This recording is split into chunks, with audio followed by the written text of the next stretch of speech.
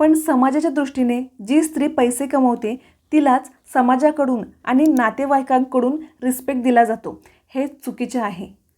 आणि स्वतःची तुलना एखाद्या दुसऱ्या स्त्रीबरोबर कधीच करू नका, कारण यामुळे आपण स्वतःचाच अपमान करत असतो. नमस्कार, माझं नाव आहे पूनम आणि आपल्या या यूट्यूब चॅनलवर तुमचं स्वागत आहे. आजचा व्हिडिओ इंटरेस्टिंग आहे, तर व्हिडिओ शेवटपर्यंत नक्की बघा. जेव्हा एखादी स्त्री ऑफिसमध्ये काम करत असेल तेव्हा तिच्या मनात विचार येतो, माझं बाळ काय करत असेल, ते ठीक असेल ना. त्या स्त्रीच्या मनात असा विचार येतो की मी कसली आई आहे, मी माझ्या बाळाला जितका वेळ दिला पाहिजे तितका वेळ देऊ शकत नाही. मग माझ्या करिअरमुळे त्याच्या संगोपनात काही फरक पडणार नाही ना. आज लाखो करोडो स्त्रिया ह्या गिल्टमध्ये म्हणजेच या अपराधीपणाच्या भावनेखाली आहेत.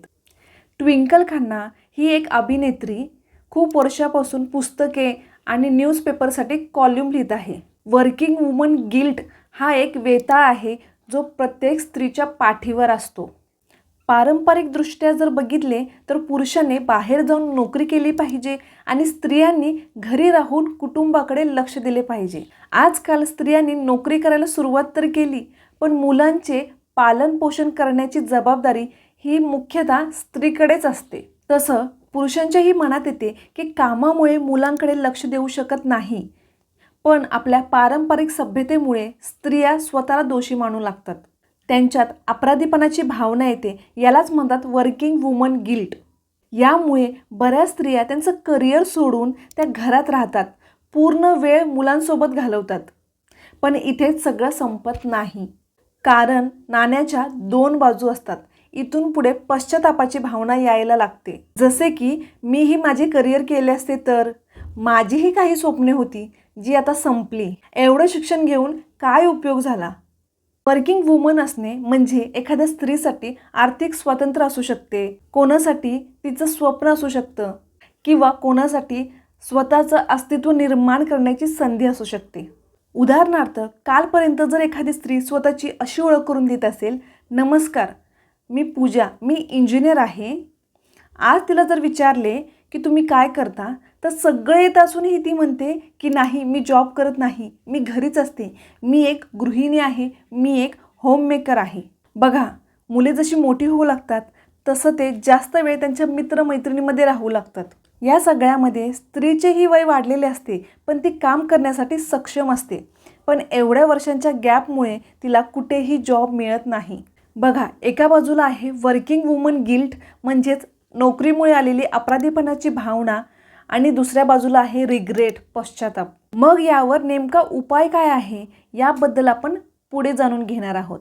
ॲक्च्युली गिल्ट म्हणजे काय? अपराधीपणाची भावना. म्हणजे अगदी सोप्या भाषेत सांगायचे झाले तर एखादी गोष्ट आपण करत असतो, पण आपलं मन कुठेतरी काहीतरी चुकत आहे हे आपल्याला सांगत असतं.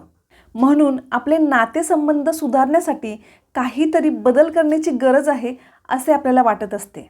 काही वर्किंग वुमन मुलांसाठी गिल्टी फील करत असतात, जसे मी माझ्या मुलांना वेळ देत नाही. पण एका कुटुंबामध्ये जर आजी आजोबा मुलांचे चांगले संगोपन करत असतील, छान सांभाळत असतील, तर तिथे अपराधीपणाची भावना हवी आहे कशाला?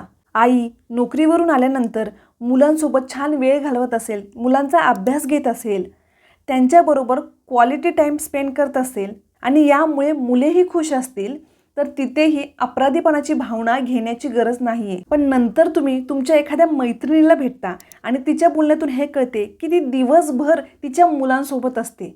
हे ऐकून तुम्ही स्वतःची तुलना त्या मैत्रिणीबरोबर करता आणि विचार करता की मी किती कमी वेळ माझ्या मुलांना देते, आणि मग गरज नसलेलं गिल्ट घेता, अपराधीपणाची भावना घेता. चांगली आई होण्यासाठी काही व्याख्या नाही आहे. एक नोकरी करणारी स्त्रीसुद्धा एक छान आई असते आणि एक घरी राहणारी स्त्रीसुद्धा छान आई असते.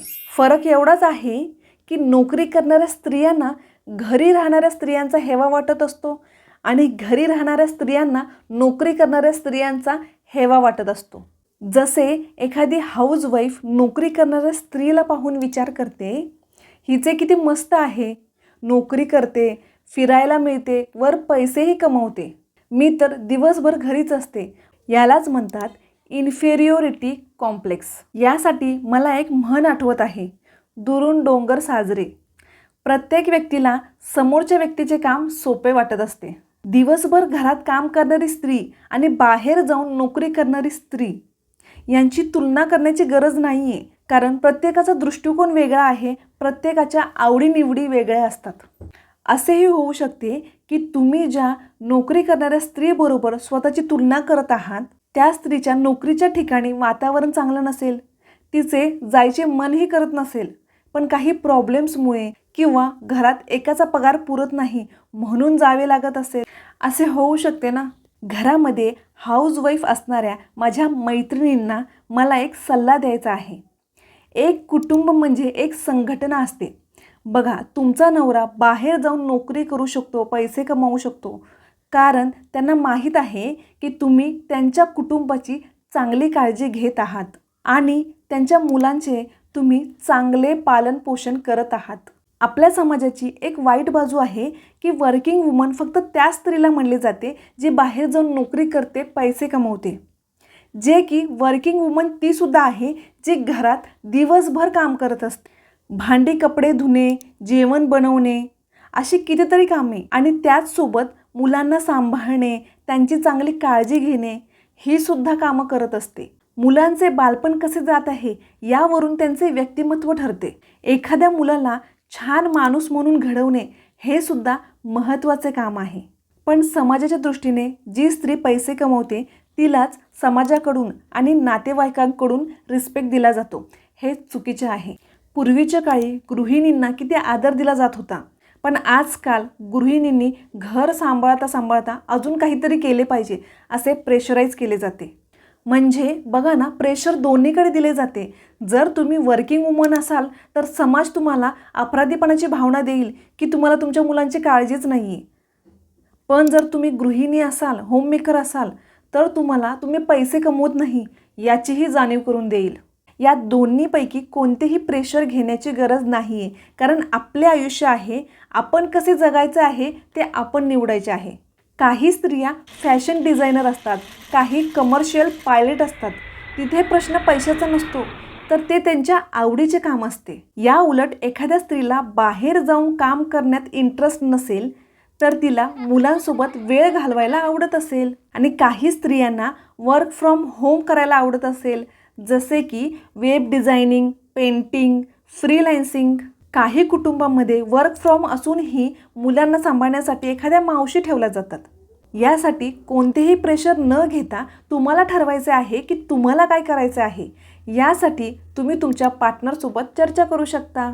आणि हां, स्वतःची तुलना इतर स्त्रीबरोबर कधीच करू नका, कारण हा स्वतःचा केलेला अपमान असतो. मी आशा करते की या व्हिडिओमुळे काही गोष्टी क्लिअर झाल्या असतील आणि हा व्हिडिओ तुम्हाला आवडला असेल. तुम्ही वर्किंग वुमन आहात का ग्रेट हाऊसवाईफ आहात हे मला कमेंट करून नक्की सांगा. आपण भेटूयात नेक्स्ट व्हिडिओमध्ये. तोपर्यंत पॉझिटिव्ह राहा, खुश राहा आणि आयुष्य मस्त जगा. थँक्यू.